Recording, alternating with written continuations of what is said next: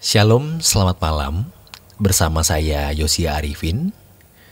Renungan pada malam hari ini dari Pendeta Dr. Erastus Sabdono yang berjudul Suasana Duniawi. Bapa kami yang di surga, dikuduskanlah namamu, datanglah kerajaanmu, jadilah kehendakmu di bumi seperti di surga. Kalimat ini syarat dengan kebenaran atau banyak makna atau banyak pengertian. Tetapi salah satu pengertian yang tidak bisa disangkali bahwa kalimat ini memuat kebenaran di mana kita harus bisa menemukan perhentian di dalam Dia sejak kita hidup di bumi. Datanglah kerajaanmu. Tidak bisa disangkal bahwa Bapa menghendaki suasana kerajaan Allah sudah kita nikmati sejak kita masih di bumi, walaupun belum penuh. Dan itulah yang Allah Bapa kehendaki menjadi perhentian atau pelabuhan kita. Ini selaras dengan pernyataan Tuhan Yesus, datanglah kepadaku yang letih lesu dan berbeban berat. Aku beri kamu anapauso, perhentian sabaton. Inilah yang harus menjadi pergumulan kita, di mana kita yang adalah umat pilihan, anak-anak Allah yang sekaligus juga memiliki tubuh yang menjadi bait Allah, menemukan perhentian ini. Menemukan suasana kerajaan surga sebelum kita memasuki surga. Ini selaras pula dengan pernyataan Tuhan Yesus. Damai sejahtera yang kuberikan kepadamu tidak sama seperti yang diberikan dunia ini. Jadi kita memiliki satu atmosfer kehidupan yang tidak dimiliki oleh orang-orang yang bukan umat pilihan. Hanya dimiliki oleh umat pilihan yang sungguh-sungguh menghadirkan kerajaan Allah. Damai sejahtera yang kuberikan kepadamu tidak sama seperti yang diberikan dunia ini. Ada atmosfer damai sejahtera, sukacita yang dimiliki oleh orang percaya, yang tidak dimiliki oleh mereka yang bukan umat pilihan. Jadi kalau Tuhan menghendaki agar kita melepaskan segala sesuatu, artinya melepaskan keterikatan kita dengan dunia, tidak terikat, tidak terkungkung, tidak dibelenggu, tidak dikuasai oleh kesenangan-kesenangan yang ditopang oleh perkara-perkara dunia. Tuhan menggantikan dengan suasana yang lain, yaitu damai sejahtera Allah yang melampaui segala akal. Itu yang dikemukakan oleh Paulus dalam suratnya. Tuhan bukan membuat hati atau pikiran kita kosong.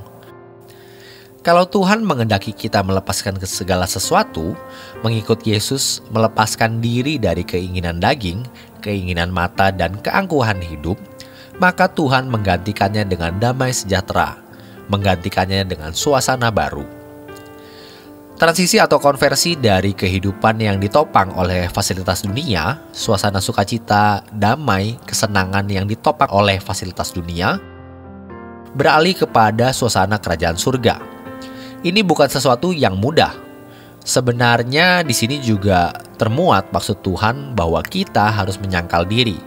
Jadi naluri kemanusiaan kita yang sudah bisa di belasan bahkan puluhan tahun terkungkung oleh suasana dunia, sekarang kita bawa kepada suasana kerajaan surga.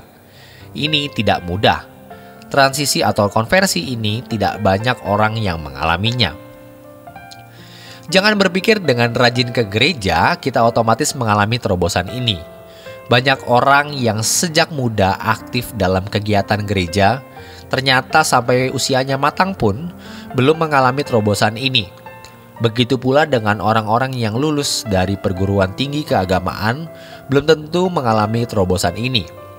Tentu yang paling dapat kita amati dan paling jujur menjadi eksperimen adalah diri kita sendiri.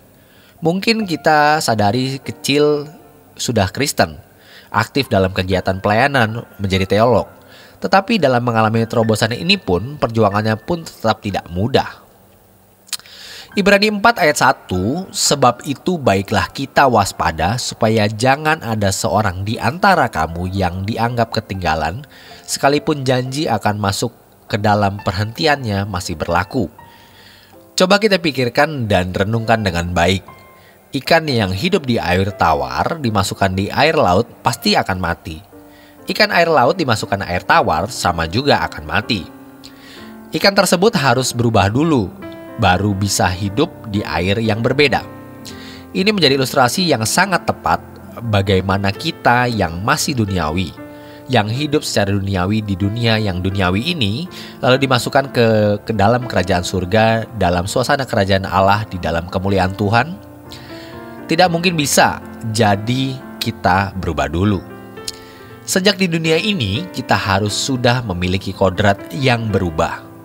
Jadi, kalau selama ini kita berbicara mengenai kodrat yang selalu terkait dengan perilaku dan terkait dengan perbuatan, tetapi sekarang kita berbicara mengenai kodrat yang terkait dengan suasana hati dan perasaan.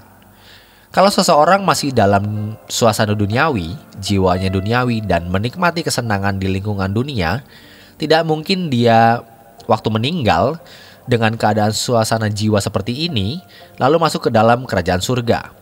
Rendah dan miskin sekali surga itu. Tidak mungkin begitu. Jadi kita harus mengalami perubahan kodrat dulu.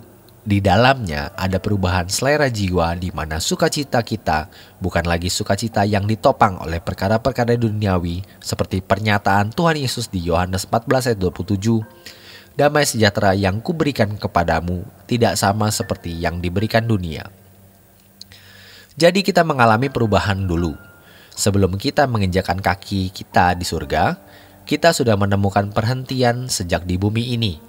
Dengan kalimat dalam doa Bapa kami, datanglah kerajaanmu, kita sudah menghadirkan kerajaan surga di dalam hidup kita. Demikian renungan pada malam hari ini. Selamat beristirahat, Tuhan Yesus memberkati.